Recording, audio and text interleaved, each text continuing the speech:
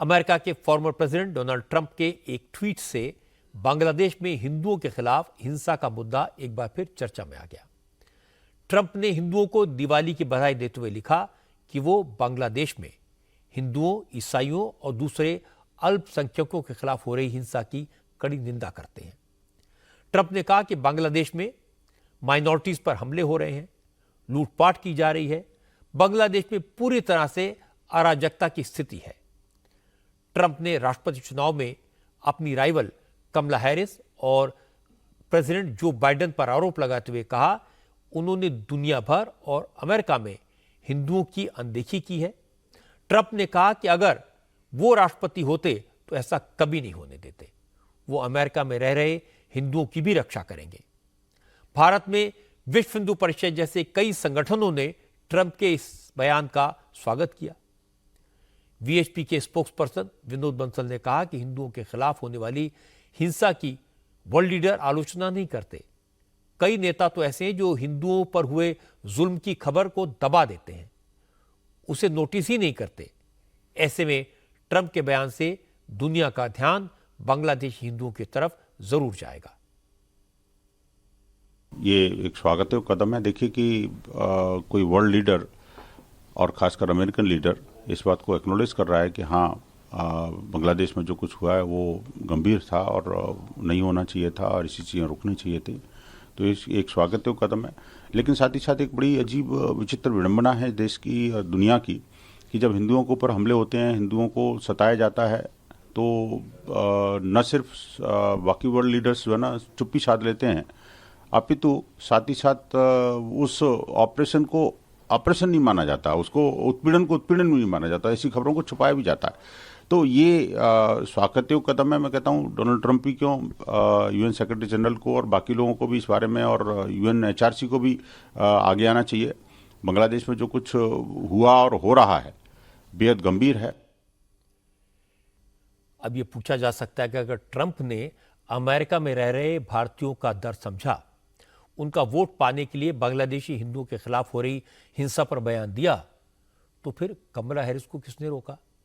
वो भी ऐसा कर सकती थी, वो भी वोट हासिल कर सकती थी।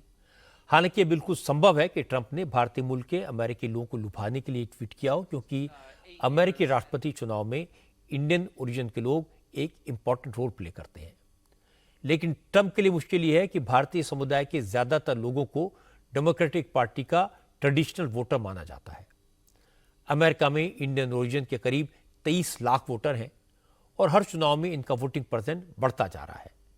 2016 के चुनाव में 62% भारतीयों ने वोटिंग की थी, जो 2020 में बढ़कर 71% हो गई।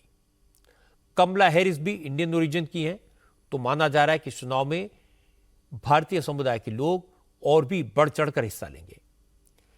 इसी संडे को Carnegie Endowment for International Peace की तरफ से जारी सर्वे के मुताबिक 61% भारतीय अमेरिकी वोटर कमला हैरिस को वोट देना चाहते हैं, जबकि 32% वोटर ट्रंप के साथ हैं। एशियाई अमेरिकी कम्युनिटी के डेटा कलेक्ट करने वाली एक और एजेंसी एएपीआई के सर्वे के मुताबिक भारतीय अमेरिकियों में से आधे से ज्यादा यानी 55% वोटर डेमोक्रेट पार्टी के साथ हैं, जबकि 26% रिपब्लिकन के वोटर हैं। हालांकि जो सर्वे हुए हैं उनमें भारतीयों का थोड़ा झुकाव ट्रंप और रिपब्लिकन पार्टी की तरफ देखने को मिला है। खासकर पुरुष वोटर ट्रंप के साथ दिखाई दे रहे हैं।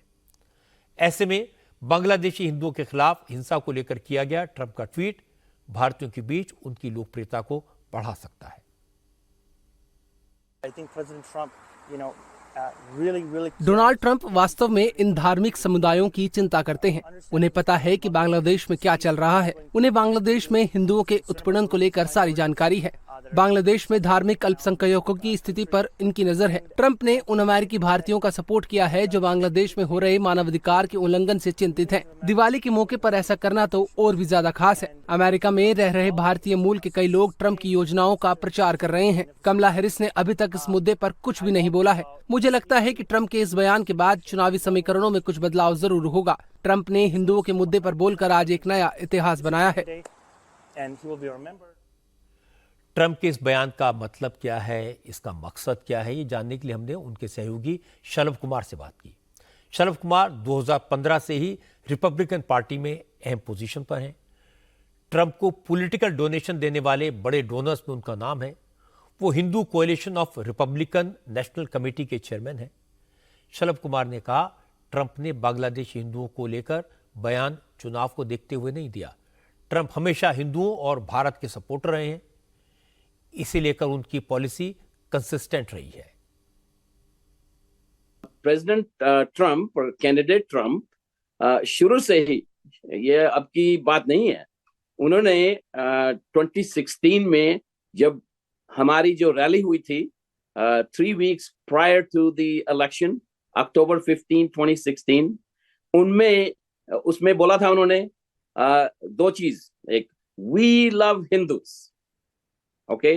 दूसरी बात बोली थी उन्होंने कि इंडिया के लिहाज से वो बहुत प्रो इंडिया है। अभी 1 साल पहले उन्होंने और रिकॉर्डिंग की थी, भारत एंड अमेरिका सबसे अच्छे दोस्त। तो उनकी जो पॉलिसी चेंज नहीं हुई है, बिल्कुल उनकी policy pro India, pro Modi, pro Bharat. ये कमला जो है, नाम से कमला है, लेकिन वो अपने आप को हिंदुस्तानी नहीं मानती, वो ब्लैक अमेरिकन मानती हैं, ओके। और उनके लिए उनकी पॉलिसी में इतना फर्क है। कमला जो है वो उनके फादर थे मार्क्सिस्ट, मदर श्यामला वो सोशलिस्ट थे।